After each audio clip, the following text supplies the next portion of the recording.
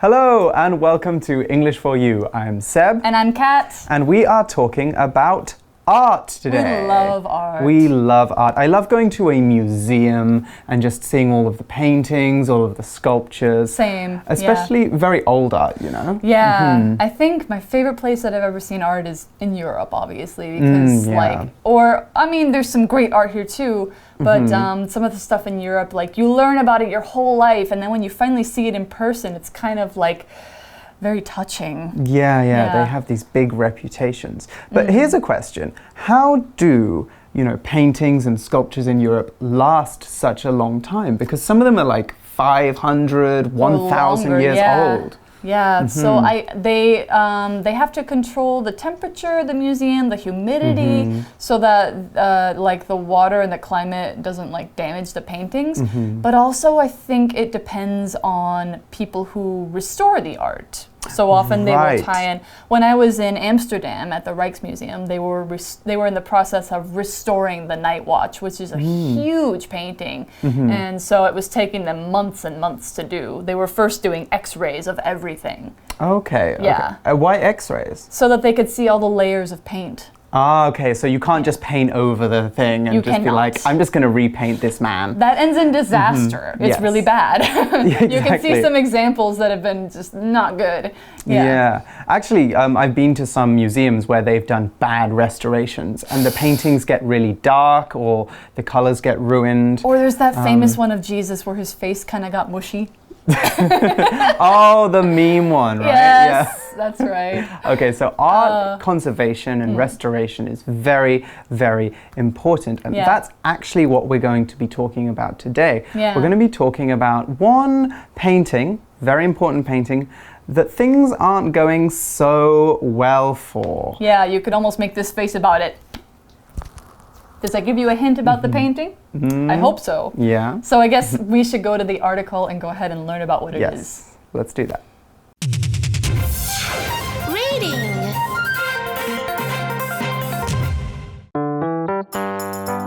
The Fading Scream, a slowly disappearing work of art. You've probably seen Edvard Munch's The Scream before. It's one of the world's most famous paintings. Art lovers have examined it for over 100 years. Now, scientists are looking at it too. They've found that this painting is slowly falling apart. It was stolen in 2004 and then found 2 years later. Today, this painting is in danger, but not from thieves. As time goes by, the colors of this painting are fading away. Recently, scientists who studied the Scream discovered 2 reasons for this. The first reason is that Munch accidentally used a dirty, low-quality yellow paint. Now, it has started fading and falling away. The second reason is that the museum's humidity damages the painting. Even the moisture from human breath can hurt it. When a person breathes, tiny drops of water vapor come out. Over a long time, this can also harm the painting. Art experts are now considering how to protect this important painting from harmful elements so it can be displayed safely.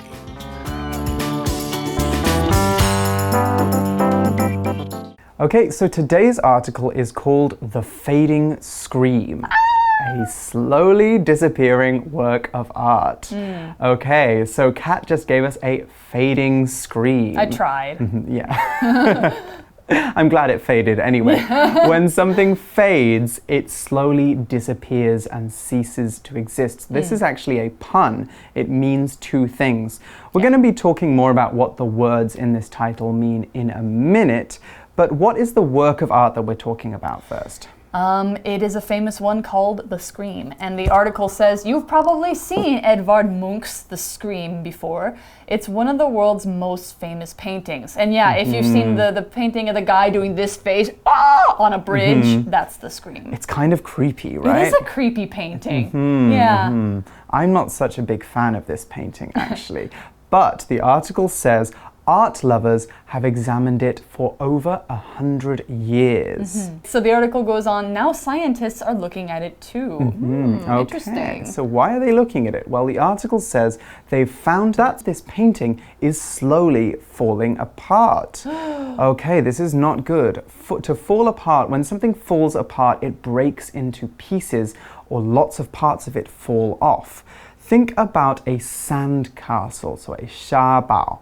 When the sea comes in and surrounds the sand castle, it makes pieces of the castle slowly fall off until the castle is destroyed. And that's what's happening to the screen. It's not on the beach, it's not getting covered in water. That would destroy it. Yes, it would. But it is slowly coming into pieces. It is getting destroyed. Yeah, so it's basically pieces are falling off of it, which is really bad. Because it's been through a lot, hasn't it? It has. In fact, the article says it was stolen in 2004 and then found 2 years later. That was one of the biggest new pieces of news in the art world at that time. Yeah, I remember that being in the news.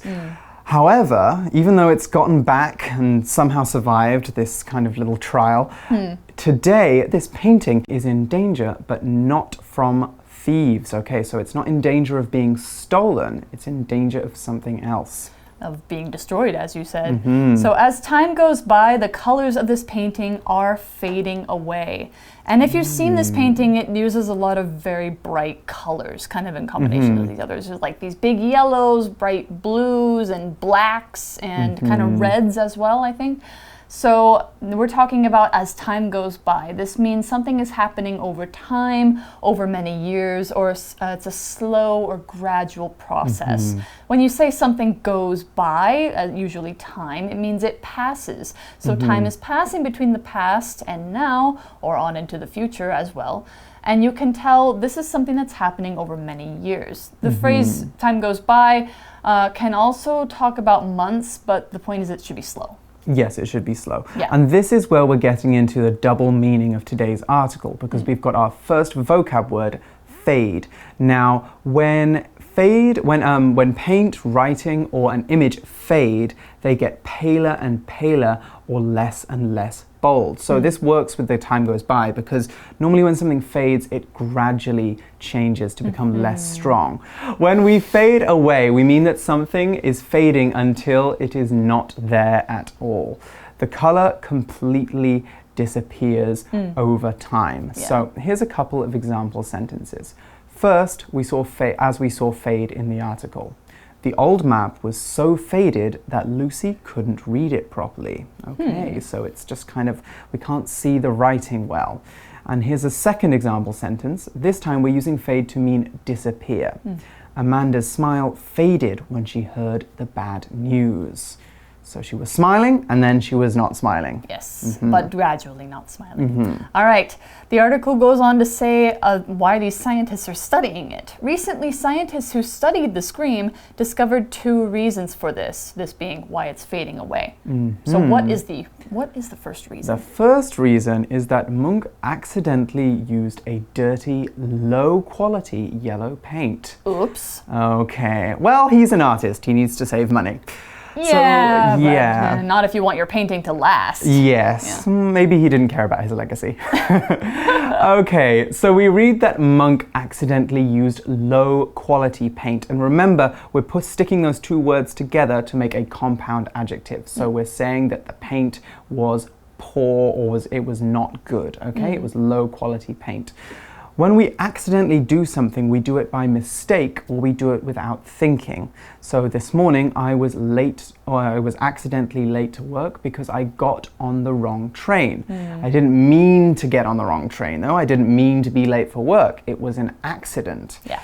So accident, by the way, is the noun form of accidentally. So what did Munch do accidentally? Well, we're going to find out when we talk about this word quality. When we talk about the quality of something, this is a noun that shows how good something is, even though we're using it as an adjective. Quality is actually a noun. or we talk about how well it was made. So we often say this saying, which is quality over quantity. That means you want to have something that's very well made and will last and do its job for a long time. You don't want something that's cheap and you can get a lot of it. That's what quantity means, having a lot of something. Now, I shop for clothes by quality, for example. So here, quality in the sentence we have quality as a noun with low quality. That turns it into an adjective phrase. This means it isn't very good. It's not made to last a long time or to be used in professional art. So the paint that Munch used was not professional grade paint. It was low quality, probably cheap, and not made with good ingredients. We can also use some other words to make other adjective compounds with quality. High quality. This means something is very good and it will last a long time. Poor quality. It's the same as low quality. If you say something is top quality, that means it's the best you can get. Now, if you want to use quality as an adjective by itself, you can do that. If you want to say something is quality, that means it's good. So if you say, this is some quality music, this means this music is really great. Now here's an example with quality as a noun. The shoes I bought looked nice at first, but their quality was poor and they fell apart after just a month. All right, so we know that Munch used low quality yellow paint in his painting. Unfortunate for him. And the article says now it has started fading and falling away. It started falling away. Okay, so fall away is similar to the phrase we learned earlier, fall apart. However, when we say something falls away from something else, we mean that a piece of something broke off. Normally, a piece of something small broke off something bigger. Yeah. So, for example, some rocks just fell away from that cliff and onto the highway. So it's not safe to drive there now. Oh, I hope they didn't fall on anybody. Yeah. It sounds like something that might happen in Morocco, actually. Yeah, probably. Anyway, so the article goes on. The second reason is that the museum's humidity damages the painting. So we saw that word humidity. Why is this important? Well, because humidity means 湿度, and it's the amount of water in the air. So when it's summer in Taipei and the weather feels very hot and wet and you can't stop sweating, you can say that there's a lot of humidity in the air. You could also say that it is very humid, 很潮湿. Yeah, where the water comes from the air and not from your body. Exactly. Yeah, I prefer dry heat. Me too. All right, now we're talking about what the humidity is doing to this painting, and it is damaging it. Damage is a verb. It can also be a noun, but it's a verb here.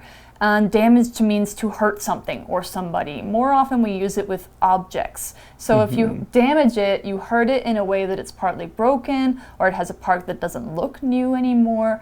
Like if you run your car into something, you'll probably damage your car. Things like scratches or water spots or cracks or stains, leaks, getting germs in things. Those are all damage. There's all different kinds of damage. And there's lots of different kinds of damage that can happen to things because everything has wear and tear. Now, talking about buildings and furniture and art are things you want to keep in good shape. So humidity probably makes the paint softer. It probably lets bacteria get in it, which might eat it, or it changes its color and texture. That's how paintings get damaged. Now, if something breaks completely, it is not damaged. It is destroyed, which is what we said about sandcastles earlier. Exactly. And that's what could happen to Munch's painting if it carries on getting damaged. So an example sentence for damage. There was a small fire in my kitchen yesterday and the smoke damaged the wall by turning it black. Oh. Yikes. It's going to lower your property values. Yes, it is. And apparently this is not, just the humidity in the air is not the only thing that can damage it. And this one's a bit of a strange thing, right? Yes, the article says even the moisture from human breath can hurt it. Oh, that's not good. I wonder how they know that. Anyway, first let's find out what moisture means and then let's talk a little bit more about what human breath is doing to the screen. Okay, so moisture is a noun and it's basically very small amounts of water. Not the water that you drink out of a glass though. I mean the tiny, tiny bits of water that make the weather feel very humid or that is in the clouds in the sky. That's moisture. You can also see moisture on solid surfaces too. If you pour some very cold water into a glass on a hot day, you'll find that moisture forms or appears on the outside of the glass. It's kind of like the glass is sweating. When we get really, really hot and we sweat, we can also say that there is moisture on our skin. It is moisture, but we do not really call it sweat. Anyway, let's look at an example sentence now. As Andy ran under the hot sun, moisture formed on his forehead and fell in drops onto his shirt. All right, so yeah, there's moisture, of course, coming from even our breath. Like if you breathe out, if you breathe on a window, you breathe on a mirror, you can see this little fog form. That's your moisture from your breath. So the article says, when a person breathes, tiny drops of water vapor come out. So yeah, vapor. Now we have another water word. And I think vapor is similar to moisture, right? It is, yes. Vapor is a noun, and basically it's the bits of moisture that are specifically in the air. So when we're talking about vapor, we're not really talking about the water on the glass anymore, but we could be talking about the kind of the gas that is rising out of a pot of boiling water. That's vapor. We could call vapor in Chinese 血气. Now I know something new. All right, so over a long time, this, meaning the moisture, the vapor from people's breath, can also harm the painting. Because you think about, like, a lot of people are looking at it, they're going, oh, and they're kind of breathing in the same area, which means that the moisture from their breath is going onto the paint. Yeah, exactly. Okay, the article says art experts are now considering how to protect this important painting from harmful elements so it can be displayed safely. And so you would think that being experts, these people would have thought of that already. I know. That's because an expert, that's a noun, is someone who knows a lot about a certain subject. They might have studied it for many years, or they could do something related to it as a job. The art experts in this article will be people who have studied art for a long time and who protect old works of art as a job. We could also say that they are professional art Restorers? Restorers, yeah, or specialists. Yes. So going back to the word, expert is a noun, but did you know that it can also be an adjective? If you ask for someone's expert opinion or their expert advice, we normally put expert before a noun, then you're asking for their very knowledgeable opinion or their very knowledgeable advice. Yes. Okay, let's look at an example sentence for expert now. Mary thought her grandmother's ring wasn't worth much money, but an expert on jewelry told her it could be sold for over 300,000 NT dollars. Oh, wow. That's a chunk of change. All right. So next we're going to learn about our grammar point, which we see in this sentence. Okay, our grammar point for today is this how-to pattern, which we see in talking about scientists are figuring out how to protect the painting. So when we use how to, we use it to talk about ways of doing something. However, we can't use it in questions. It is only a statement. And if we think about what it actually means, we think of it's a way to get rid of that can, should, might, may, and turn it into a to, which is actually much easier to say. So we can say, how can I cook eggs? But we don't say how to cook eggs. I know I hear a lot of people say how to say this in English, but it's actually not a question. So if you want to use it as a statement, you want to say, I want to learn how I can cook eggs. Now that takes a long time to say. So if you want to make it shorter, you say, I want to learn how to cook eggs. Now, did you notice in this second example, we can use how I can cook eggs and how to cook eggs. So that's how we can change it. So if we say, we can also use this with what, where, when, and who if we want to make a statement with those kinds of things, not just how. So if you want to say, I don't know what I should do, you can say, I don't know what to do. Now let's decide where we should meet, Let's decide where to meet. I'm not sure who I can call. I'm not sure who to call. Please tell me when I should go to class. Please tell me when to go to class. You can see how we can get rid of those pesky should, may, might, can. We can just use to. It's much easier. All right, when we talk about displaying something, we're talking about, what we're doing with this art in a museum. So display is a verb. It can also be a noun, but here it's a verb. So displaying art or other objects means putting it somewhere for people to look at it. You can display things like posters, statues, gardens, family photos, anything like that. If it's on a wall or it's in a big space where it gets people's attention and they go, oh, look at that. It's on display or it's being displayed. Here's an example sentence for display. Our gallery will display photos by a famous local photographer from September to November.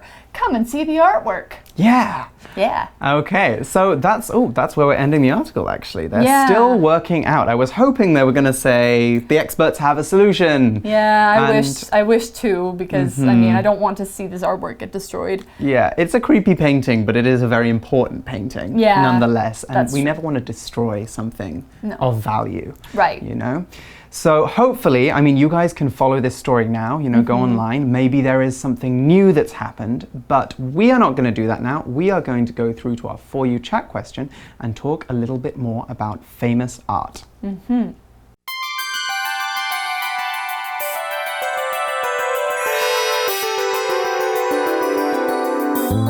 For You chat. Okay, well, I imagine Kat's going to have a lot to say about this question because you really like art. I do like art, but I'm going to try and limit myself. Okay, Yeah. Limit yourself then. What famous pieces of art do you know about? Which kind of art do you like looking at? Pick one. Yeah, you could say a bunch of them, but I think I'm going to pick only ones I've seen in person and only my favorite. Okay. So I've been to Rome and I went to the Galleria Borghese, where they have a bunch of paintings by Caravaggio, who is one of my favorite painters of all time. He was a Renaissance painter. He was known for this technique where you paint very dramatic dark parts and very dramatic light parts, and they're kind of contrasting against each other. So his paintings I really loved seeing, and I almost cried. It was I was so touched to be able to see it. How about you? Yeah, I was going to say, it's quite different from the painting I was going to pick because my painting is not of anything very ordinary or normal. I'm a big fan of Picasso. I studied in Spain for a really long time, and so obviously we talked a lot about Picasso. And being in Spain, there was a lot of Picasso paintings to look at. And one of my favorites is a very, very sad painting. I think I know the one. It's called Guernica. And it is a painting of, I believe, the Spanish Civil War. A moment when some bombs were dropped on a small village in the north of Spain. And it's a very modern arty painting, so it's very different, I think, to the paintings that you were just talking about. Very different. Instead of using lots of details, he uses lots of kind of block shapes to create it. Almost kind of like swirly looking people, I would say. Swirly looking people, but they're kind of tormented souls. It's a very powerful painting, and it's massive as well. It's huge. Oh, I believe it. But it's very good. You should check out Guernica online. There's a lot you can find in there. What kind of paintings do you guys looking at, or what other works of art? Because art is not just paintings. There are lots of other kinds of art. Yeah.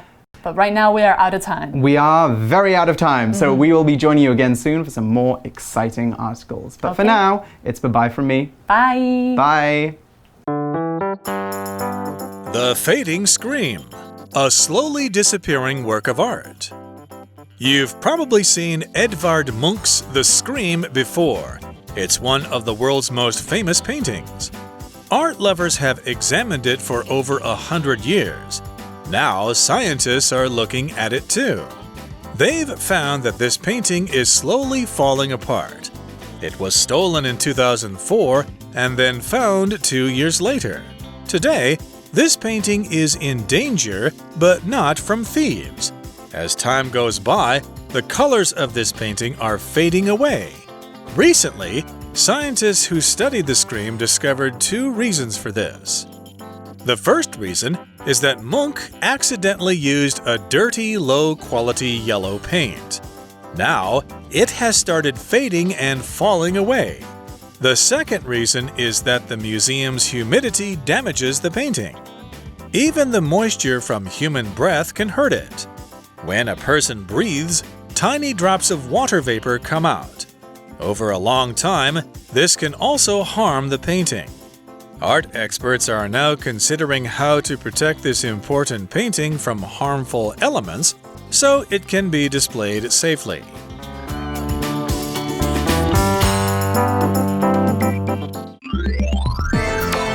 Vocabulary Review. Fade.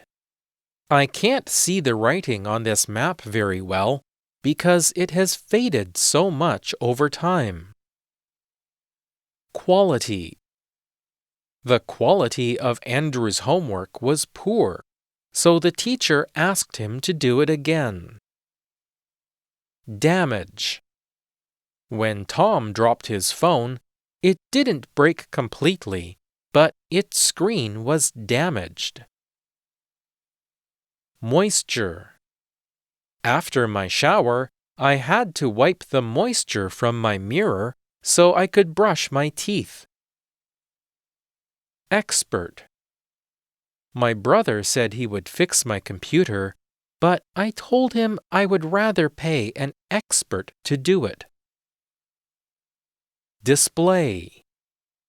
I displayed my child's drawing on the fridge for the whole family to see.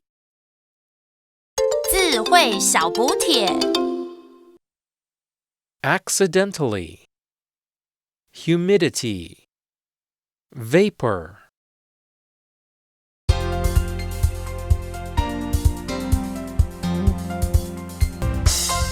以上节目是由活用空中美语制作。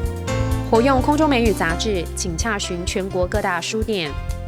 如欲索取试听教材，请来电02-2364-4000 02-2364-4000，或上网查询，网址是 www.english4u.net www.english4u.net